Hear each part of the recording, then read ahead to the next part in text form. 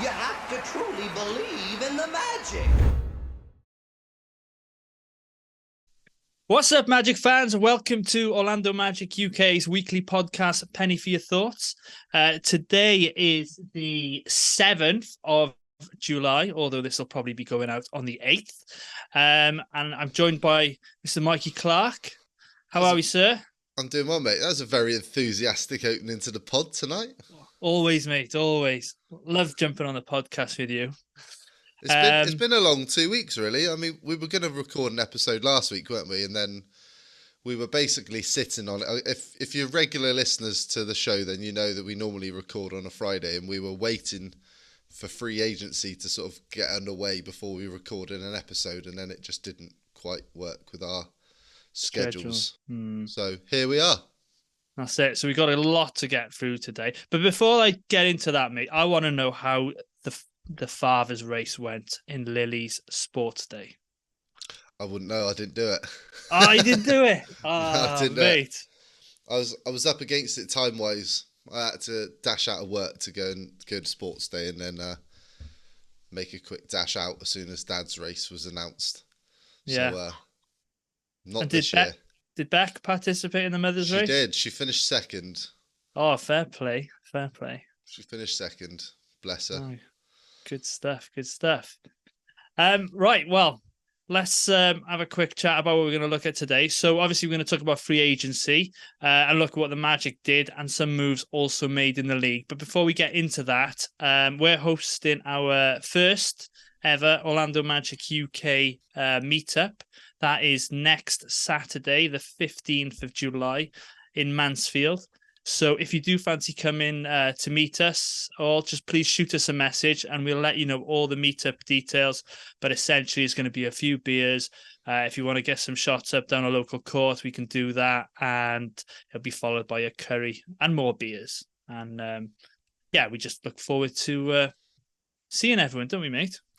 We certainly do. I was just thinking that it might coincide with Summer League. We hadn't really thought about this, but is there any games next Saturday?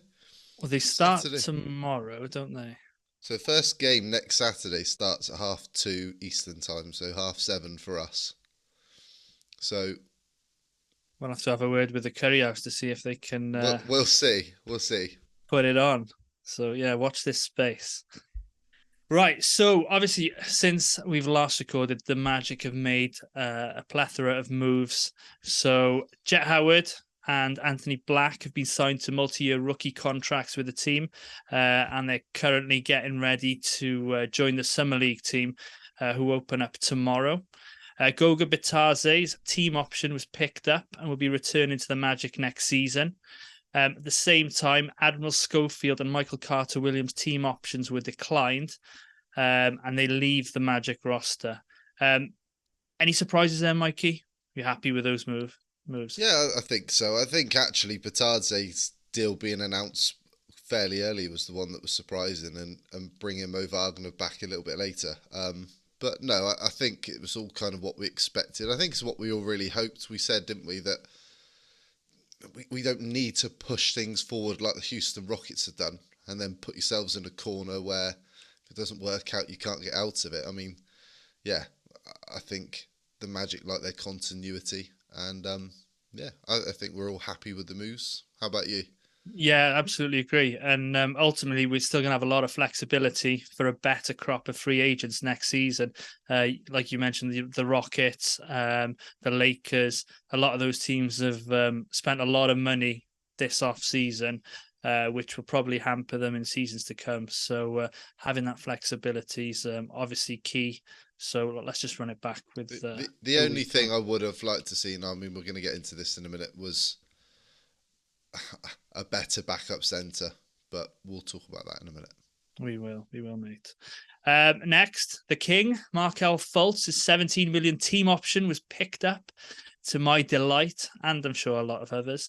That's been guaranteed for next season. Markelle will be eligible for an extension in October. I don't know why it's October, but it is October. We were kind of expecting it, but it broke that he will be eligible in October.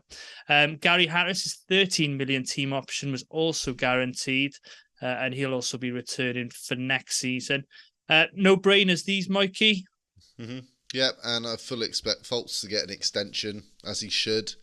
And Gary Harris, I mean, we know we're short of three-point shooting and veteran presence. He ticks both of those boxes. I mean, he was part of one of our better starting lineups and one of our better rotations last year. So as long as we can see him play a little bit more this year, then yeah, an absolute no-brainer. And being an expiring contract, he's going to be a valuable trade piece towards the deadline as well in February. You will. And I'm sure, in the coming weeks, this summer, we're going to get into rotations and whatnot, but it's good to have those guys back. So then free agency opened on the 30th of June, which was last week. We had some notable transactions to tell you all about. So obviously starting with the Magic, we decided to sign free agent Joe Ingles, formerly of the Milwaukee Bucks and Utah Jazz, to a 2-year deal worth $11 million per season. The second year, I believe, is a team option. Ingles averaged 6.9 points, 2.8 rebounds, and 3.3 assists last season, and brings a wealth of experience and know-how on the basketball court. So, your thoughts on that one, mate? A plus, mate, for me. I was a massive. We were talking about this when the news started coming through. What was it? Was it several hours or maybe the day before that the Magic were looking to make a deal with Joe Ingles? I mean, forget about the money. It's a 2-year deal, $11 million per year. At this point, the Magic are really playing with fun money because we had all this cap space. We had to spend some of it because of the new CBA, and you have to be. You have to be 90%. You have to be paying over 90% of the salary cap towards the roster. So the Magic had to spend the money this off season, but the fact that, again, we've talked about future flexibility. The second year's a team option. They can move on next year if they decide to. But forget about the numbers. Forget about the money. Joe Ingles is a really, really good three-point shooter. Ticks that box. Veteran presence. He's played on some really, really good teams in Utah. He played with the Bucks last year. I don't expect him to have a huge role. I mean, he may become part of the regular rotation off the bench possibly, but I think there's going to be stretches where we're not even going to see Ingles play, which is what we want. We want to see the younger players pushing these players out of the way for minutes I think more than anything, it's going to be off the court stuff in practice. Joe Ingles is really going to be a massive help towards these young players, and I think players like Franz and Paolo are definitely going to learn a lot from Joe Ingles. For me, mate, perfect signing. Was cost effective. It was within the salary cap. They've got future flexibility. They've increased their shooting. We've got another veteran on the team. Perfect signing for me. Yep. Yeah. And just to add to that, when it was sort of breaking that we were signing it, Mikey sent me a video on YouTube. It was about 8 minutes of Joe Ingles just being an absolute pest and an annoyance to all these, other star players. I think Paul George got it quite a bit in that video reel that you found from YouTube. And I like that. I sent you that. Yeah, it's Mo Wagner-esque, isn't it? Just getting under their skin, but not reacting to things, just almost putting his hands up and, walking away, but really getting under their skin.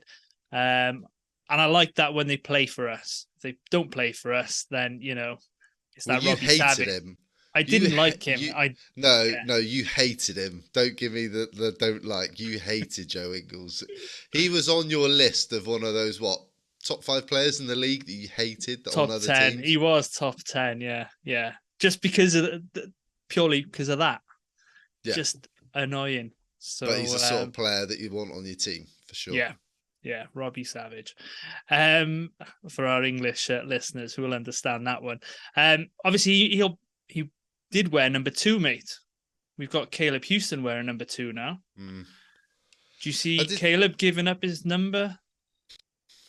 I don't know. Do you think Joe Ingles really cares that much about wearing number 2? I don't know. Probably not. Will remain to be seen. But and then lastly on the Ingles signing, obviously 11 million against the your team salary. It's a decent asset to have at the trade deadline, isn't it? Exactly right. Exactly Somebody right. else wants to come 11 million off. It's a team option. Let's it could say be in February, included for a disgruntled star if one becomes available. let's say in February something does become available, then you could package Joe Ingles, Gary Harris, 2 vets, 23 million of contracts, maybe a young player or a future draft pick of some kind. I mean, the Magic are stacked with... We've got everything on this roster that you could possibly need to make a big deal. I mean, you look at Jonathan Isaac's contract to 17.4. It's or partially guaranteed until January. Markel Fultz at 17, Wendell at 13, Gary Harris at 13. Like, they've got the right mix of veterans, young players, future picks, cap space. Yeah, it's all right. It's all good. We're in a very, very good place. Absolutely, mate.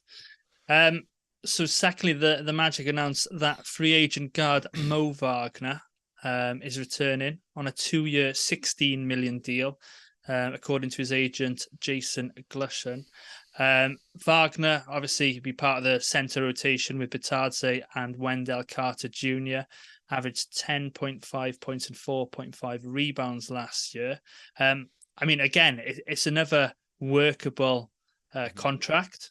But are you happy? Well, no, let's reel this back. It took a while, didn't it, for this to come out? So you're thinking, are Magic Brass trying to get an upgrade, like you mentioned at the top of the show? A Mason Plumlee, a Dwight Powell, or a Thomas Bryant. So are you happy with the signing?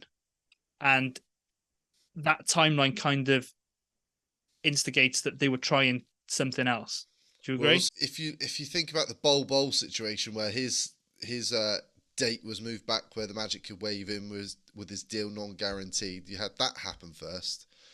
You've then got another potential roster spot to fill, and you're thinking, right, the Magic could go after Mason Plumlee, Dwight Powell, Thomas Bryant. Paul Reed was still on the free agent market. We were obviously having a lot of fun with the Brook Lopez.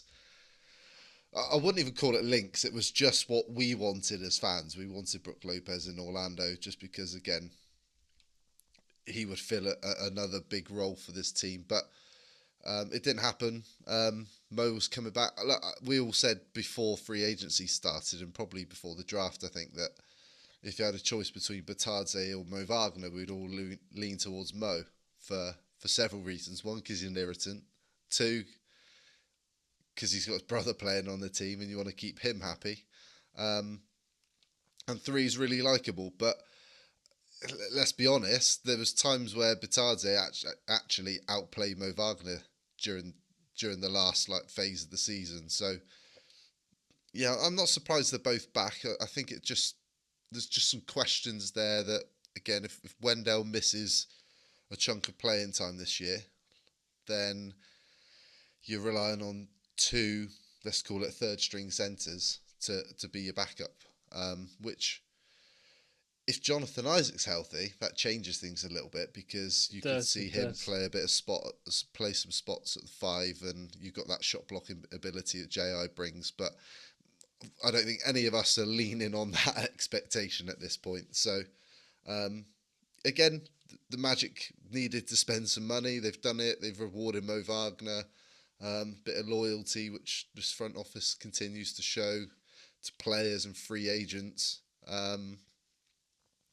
And I'm not quite sure. I don't think it's been announced whether that second year is guaranteed or is a team option. I'm not quite sure at this moment. But yeah, I think all in all, we're happy, aren't we? It would have been nice to maybe had a more established backup centre if Wendell misses some time. But what do we know? Oh, yeah, absolutely, mate. But you almost think this year now they've addressed hopefully they've addressed the shooting issues. They've brought in Ingles, they've signed what's he called? Jett Howard. So you got a bit of shooting there now. We did want a backup centre. So were we being too greedy, asking for it all at once? The free agent class for next season for the centres, I don't have it in front of me, but I know they talked about this on the Six Man Show, and it's a lot better next season. So it's almost like the team's giving the players a chance to develop, and again in next season. We're not going to win the championship next season. We know that. It's about growing, isn't it? So, and being in the right space in terms of the money spent, cap space, etc. And the Magic, just say the Magic, go 41-41 or win 45 games next season. It's going to be a lot more attractive place for these backup centers. Mason Plumlee obviously got $5 million. I'm sure. Rumors are that he got offered more money elsewhere. We have a good season next season. He's also a free agent because he's just signed a 1-year deal, amongst a lot of others. So slowly, we'll get there. But it's an opportunity for Bitadze and for Mo. So Bitadze could make a name for himself. You don't know, do you? No, absolutely. And it's going to be a really interesting year because the development is the important thing, but we're kind of in between that and being really focused on winning games. And we talk about the development side of it. I mean, there's going to be players on this roster that aren't going to be playing games that maybe deserve to. They're going to miss stretches of games this year because somebody else has helped playing them. Because the roster is that deep with talent, and you've got a couple of good vets in there now that are going to push the young players on. And we talked about the 3-point shooting, and you mentioned a few players there. But at the end of the day, this team goes as far as the young players develop. So if Paolo can improve his 3, if Franz can improve his 3, I think Jalen Suggs shown us towards the end of last season. He had, what was it? I can't remember what the stat was now, but he was about 37% from 3 on about 75 attempts towards the end of the season. There's a really good breakdown on Jalen Suggs that Josh Cohen's done on his YouTube channel, and he talks about Jalen Suggs' potential rise. I think, for me at this stage, I want to see Jalen Suggs outplay Gary Harris for that starting 2 position. I think if he does that, I think his 3-point shot is going to come along. And that's going to transform that starting unit as well, because Suggs is elite defensively. And if you can bring Suggs off the bench, if you can start Suggs, bring Gary Harris off the bench as a vet with Anthony Black and Cole, then there's a nice little balance there. I think we've all got a similar depth chart on how we think this is going to play out, but versatility, isn't it? That's what this is all about. There's so many different potential lineups and rotations that we can put out this season that, look, if we think about last year, forget the first 25 games, this is a 500 team, which based off of last year, you're a playing team at very minimum, aren't you? So you've got better. You've got 2 more talented players in the draft. You brought in Joe Ingles. You've kept everything else together. As long as everybody stays healthy, or for the majority of the time, there's no reason why we shouldn't at least be a 500 team next year.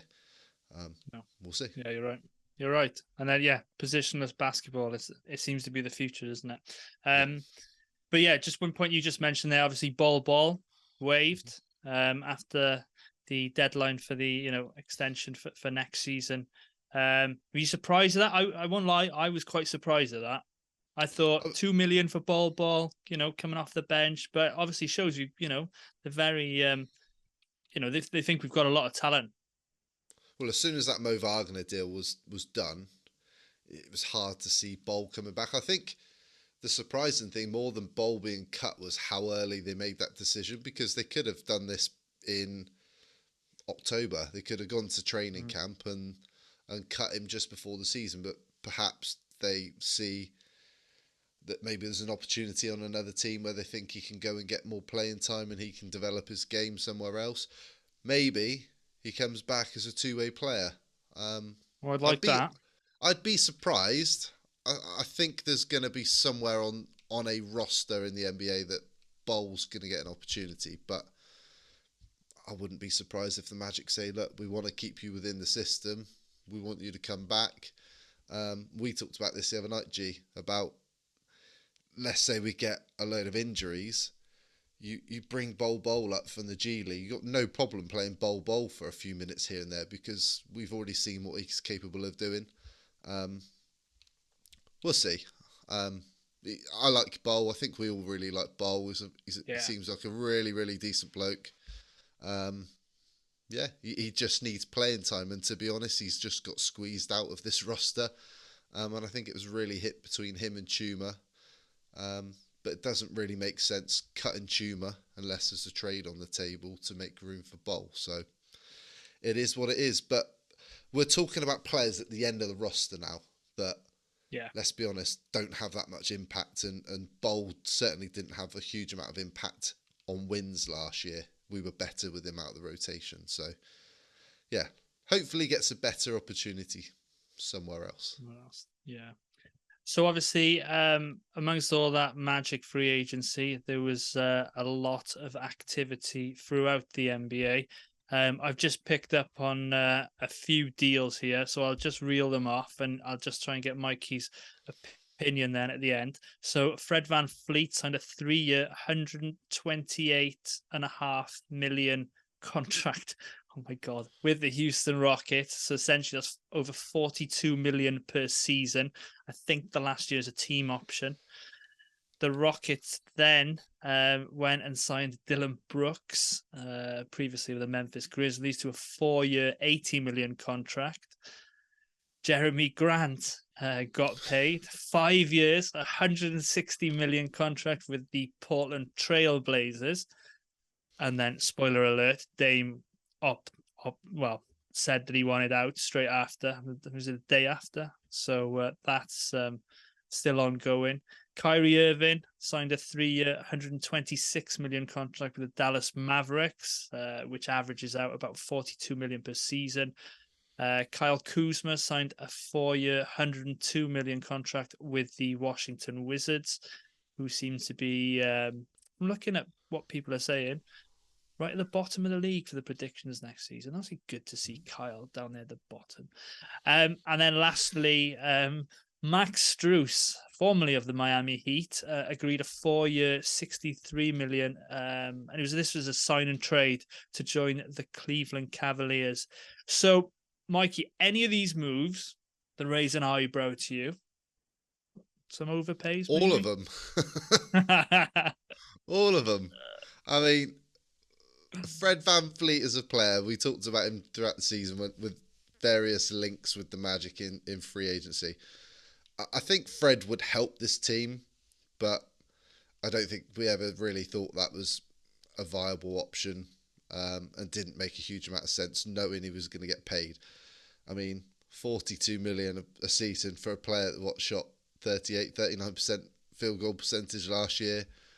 Then you had Dylan Brooks. Dylan Brooks is a very, very, very good defender. And you could put him in that category with Joe Ingles and Mo Wagner. He's just a pest and he's just an irritant. But he's just really unlikable. He is. I mean, the Rockets have gone all in. I mean, look, if these deals tell us anything, you could complain. I mean, we all went on Twitter during free agency. We saw I would say the minority of casual fans who didn't get the Joe Ingles signing for 10, 11 million a year. If you don't understand that, then look at these salaries and just think to yourself, what would you have done if the Magic had gone and signed Fred VanVleet for 42 million a year? Like, you've lost all your flexibility then. Jeremy Grant at 160 a year. So before to Jeremy Grant, I just want a quick question on the Rockets. Do you think these signings are going to stunt the growth of their young players? They've obviously got a lot of young players who need the ball in their hand. Jalen Green, they've obviously got Amen Thompson, Jabari Smith. So some of these are going to be taking a backseat now to Dylan Brooks and Fred VanVleet, who are going to command the ball. Do you know what I mean? I don't think it will necessarily stunt their development. But it's going to impact them because they're not going to have the exposure to late game situations where they've got the ball, much like the Magic do now, in that we're giving the ball to Markel, Jalen, to Paolo, to Franz. These guys are going to be deferring to Van Fleet and Brooks and, whomever else. I think, they've just pushed all their chips into the table, really, haven't they? Well, they had to, didn't they? Did they, though? Yeah, they had to get to that 90%. They did, I suppose. But surely there's other options on the table than giving Fred VanVleet 42 million a season. I think the Rockets will be better. You have to be if you're going to sign two good, because they're good players. Fred VanVleet and Dillon Brooks are good players. But what's the term I heard a few people say? They've Henniganed all over themselves or something like that. Like, you think about when we have Vooch and you sign Bismack Biyombo, and you think of that Serge Ibaka trade and all those moves, and Jeff Green for 15 million a year, which all those moves just short-sighted moves, just trying to move the needle too quickly. Yeah. And I think if you look at us, I think if you look at OKC, I think if you look at Detroit, you're adding more talent, you're letting the players develop at their pace, essentially. Organically, yeah. Organically, that's one way of putting it. Whereas, the Rockets have just gone, right, we have to win more games this year. Let's bring in two players that are going to try and pull these young players there. To be honest, you could disagree with me. Jalen Green should be the best team on the Houston Rockets. Should be the best player on the Houston Rockets. Should be, yeah. He should. If he doesn't, he's not going to get. He's not going to get the ball as much now, though. That's my concern for the Rockets. I don't know, because I think Brooks and Van Fleet, they're two players that can play off the ball. But I know what you're saying. They're taking that little bit of responsibility away from Jalen Green, who actually should probably be given more, because the Rockets are going to go as far as Jalen Green takes them. It's no difference with us. Like, we're going to go as far as Paolo takes us and Franz takes us. They're our key two pieces. It's going to be interesting. We'll see. But I think, again, going back to what we've done, we've gone, there's nothing really clear that's going to make us better. Sorry, there's nothing there in free agency or in the trade market that's going to make sense now for us to be better in the short term, be better in the long term. So they've gone, fine, we'll just push it on 12 months and see where we are at the deadline, and we'll see where we are at this point next season. And something will happen, but we don't need to force these things, which is exactly what the Rockets have done. Yeah.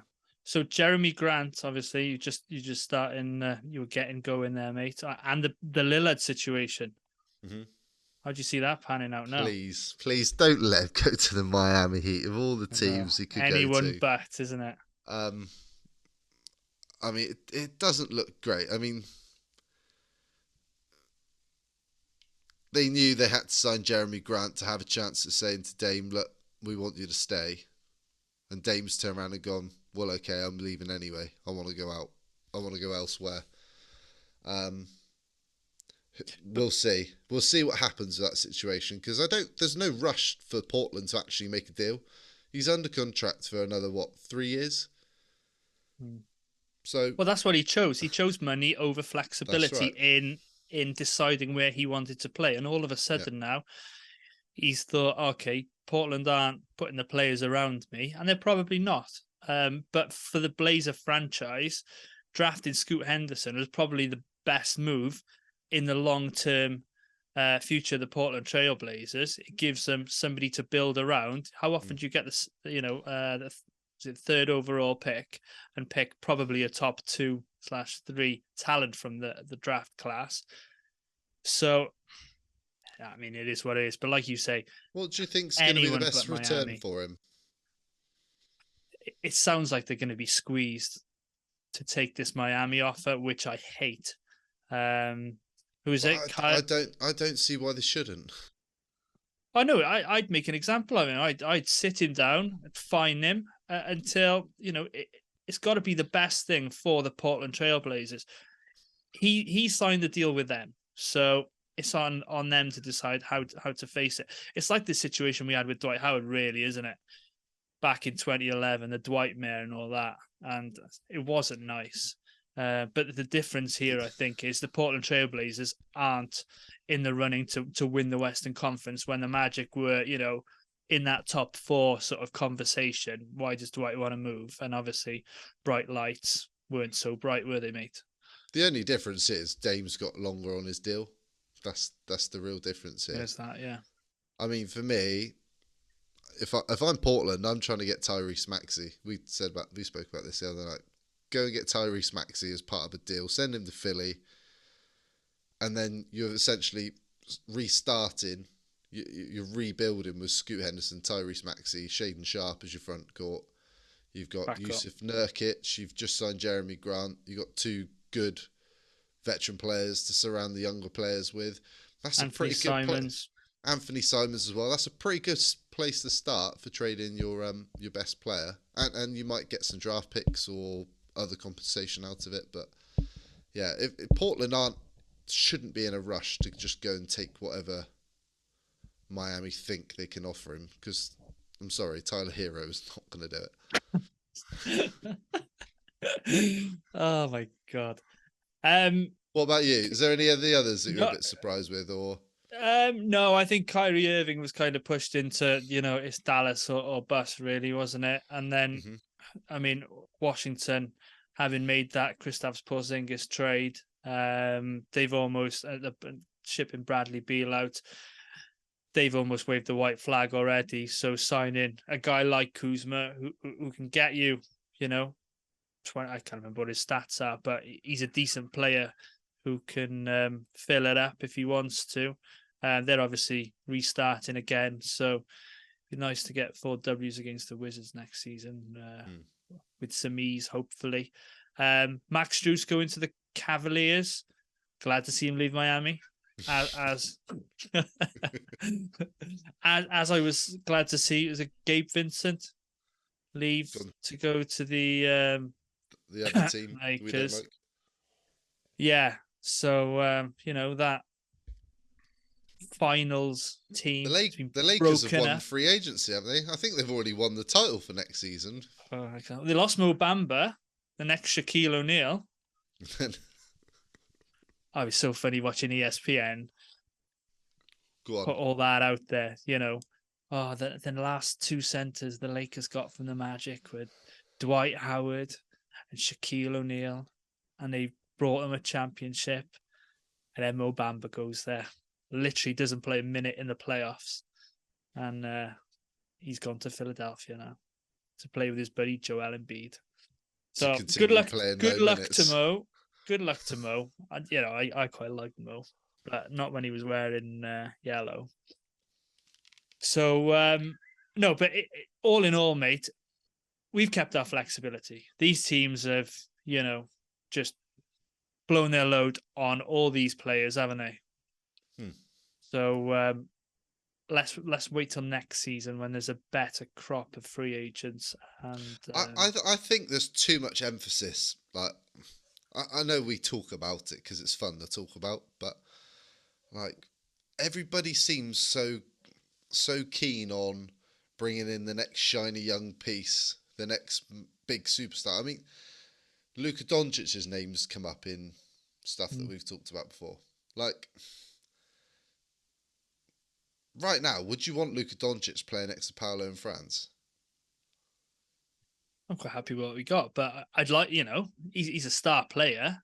Yeah, but what I'm trying to get at is Paolo and Franz, their strength is when they've got the ball in their hands. If you bring in somebody like Luka Doncic, you're then a bit like Houston are doing.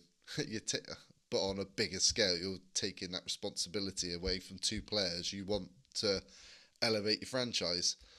I mean, that's just one example. Well, of course, I'd love Luka Doncic. You'd be mad if you wouldn't. But, like, we keep thinking, right, what can we get at the trade deadline? What can we get next summer? What can we get the year after that? Who's going to be available? I don't care about all that. I want to see how far Paolo and Franz take us this season because, like, I don't know if you saw today, there was, like, quotes that Gary Harris, I think was on a podcast or something, he was talking about how good Markel looks in the off season and how much work he's put in. Like, we joke about Markel possibly being the odd man out in 4 years' time, and you draft Anthony Black.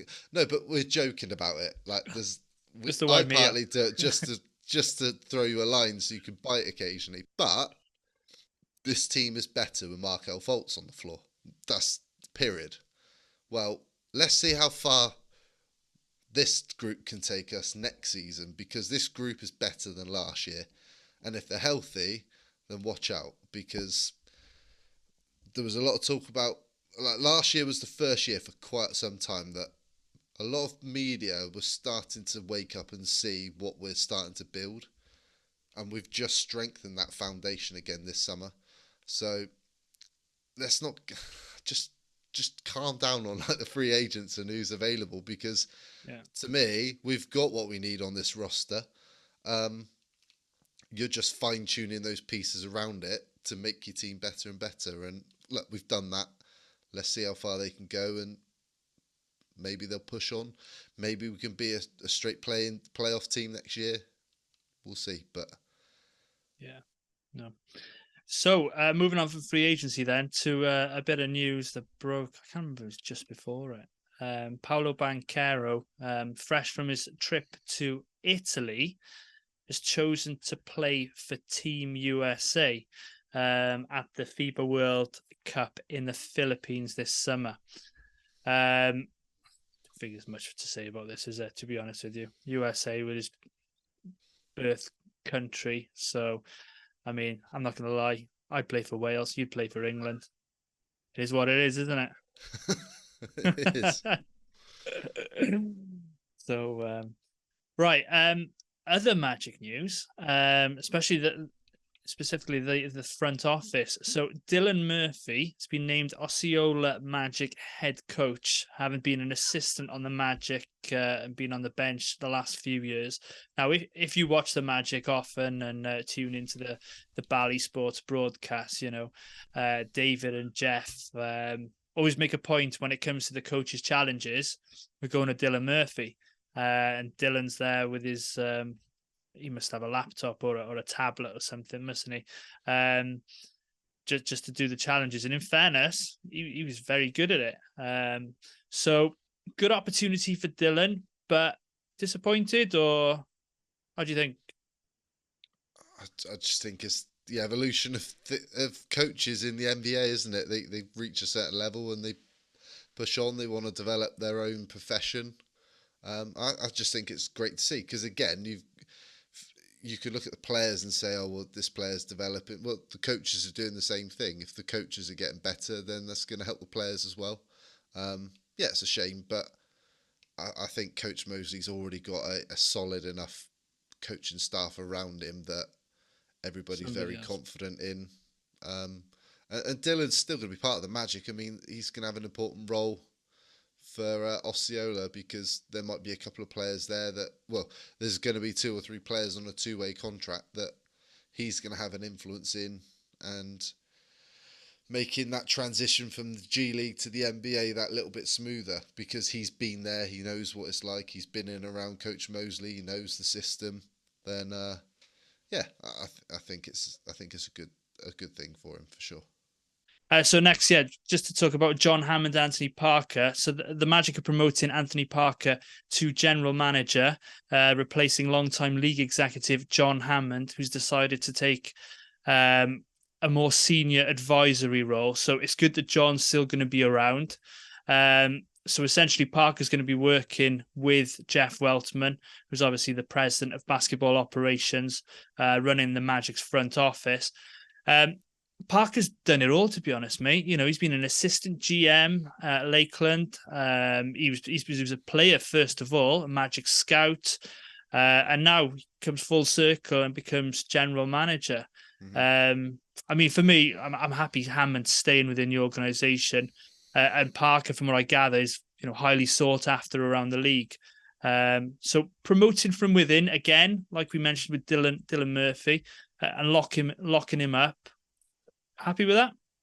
Yeah, absolutely, mate. I mean, Parker's been, in this he's been working with Jeff Weltman and John Hammond. I think they've had this vision for him to be stepping up to this role for a few years now, and they've been that there's been steps to that process. Obviously, like you said, he's gone through from player to scout to working for the G League team, and now he's up to the general manager. I think, yeah, I think it's just another positive role. I mean, we hear Jeff Weltman talk a lot about this business is all about relationships and relationship building, and I think Parker's got a lot of people around the NBA that respect him, and I think, yeah, it's a really good move for Anthony Parker. John Hammond's been at it for a long, long time. He can go back to creating dinosaurs again now. It's yeah, like you said, I think it's good that John's still going to be around. I think he's still going to be fairly heavily involved. And Jeff's going to obviously lean on him. They've been friends and been working together for a long, long time. John Hammond's got a lot of respect from Jeff Weltman, and yeah, I think them as a group are all going to come together and help continue building what we're doing in Orlando, because we're all starting to see the work that they've put in now. Yeah. So finally then, for today, the Summer League is starting on the 7th of July until the 17th, in Las Vegas.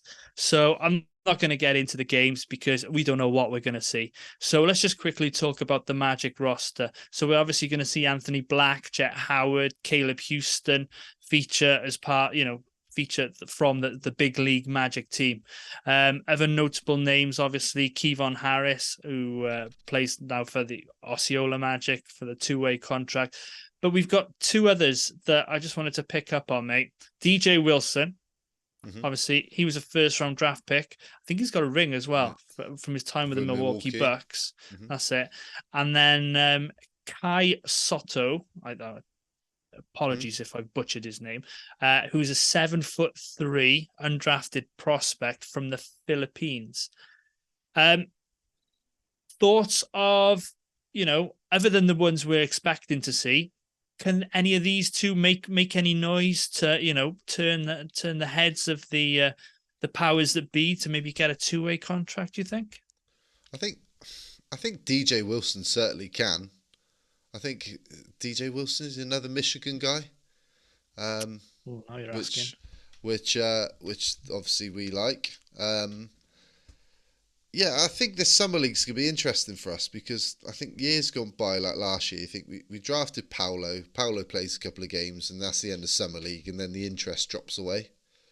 Whereas this year, obviously, we've got the two rookies in Anthony Black and Jett Howard that we're looking forward to watching them suit up for summer league and watch them play.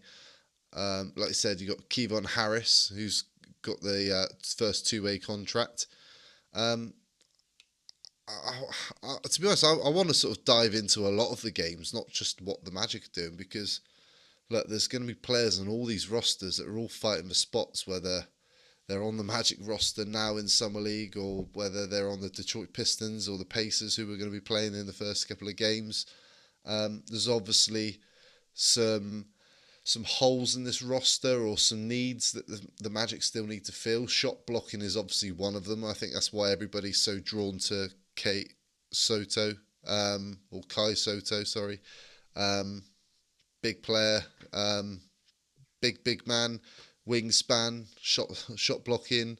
I've not really seen much of his game, if I'm honest, which is why I'm interested to see what he can do. DJ Wilson, though, he's pretty athletic, sort of forward, small, big. 6'10". I've just pulling up his stats here. 6'10".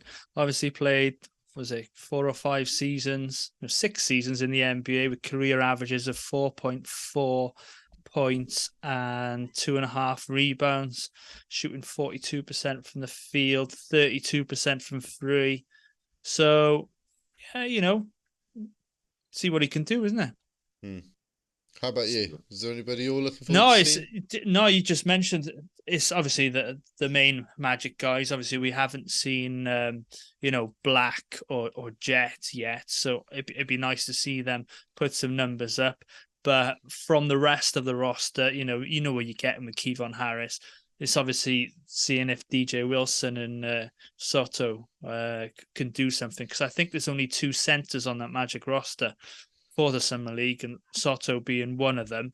So, 7'3", he fits the Magic bill right away, doesn't he? So, but yeah, the Magic obviously open up tomorrow, and the games run through all next week, and we'll see if we can get the game up on in the Curry House, should we, mate? It'd be nice, wouldn't it? It would be nice. Or we'll all be on there on our phones, being unsociable. No way. That's it. So I think that's going to do it, mate. Other than the plugs and the anything else you want to? No, I think that's covered it all. I'm going to be honest. I'm not a huge Summer League guy. I don't know how you feel about it. I think even more so now that the main roster is becoming we're getting so excited about what this season's going to look like. I kind of like Summer League, check that off the box, right? Let's get into pre-season and get going for me. Training camp. We're really looking at those players that could, like I said, maybe pick up a 2-way spot. I don't know. I'm just looking forward to seeing Anthony Blatt and Jett Howard play a couple of games. To be honest, once they're done, I probably won't pay a huge amount of attention. But I think it's also, we haven't really talked about Caleb Houston. I mean, he's another player who's probably going to struggle for playing time this season. So Summer League's going to be a really important part of his season, in his pre-season, his off-season, for him to get some reps and familiarise himself with what the Magic are trying to build. Yeah, we'll see.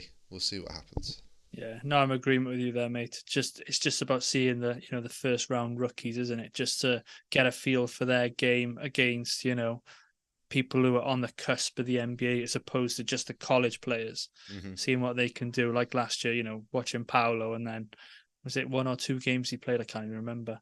And then it was almost like, all right, shut it down now. Just make sure, he comes through unscathed, and like Jett. Who does look good. Have you seen highlights of Jett? I haven't.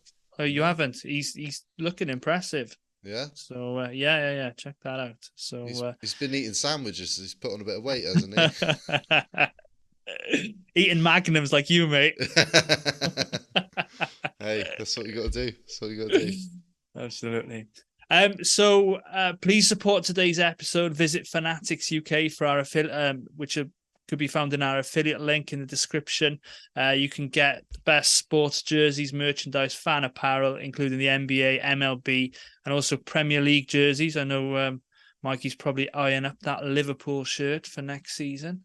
Use our discount code MAGICUK10 at the checkout for 10% off your entire order. But please note, other discount codes are available, and they might be a little bit better than our one. And also, if you want to help us out, we've got our own store, magicfansapparel.tmail.com, some for Orlando Magic UK merchandise to help support the show. This includes international shipping too for our friends overseas. So as always, thank you for listening, watching, your comments, and everything. Please subscribe to our YouTube channel, Orlando Magic UK. Like us on Facebook, Instagram, Twitter. And what's the new one you set up yesterday, Mikey? It's called Threads, which is the new Instagram account Instagram app that is supposedly going to rival Twitter, because a certain Elon Musk is annoying a few people, I believe. But so if you want to follow us on there, we haven't posted anything yet, but we will. So follow us on that, as you do on all our socials. We've got our tag, so it's at Orlando Magic UK. So until next week, from Mikey and myself, go Magic.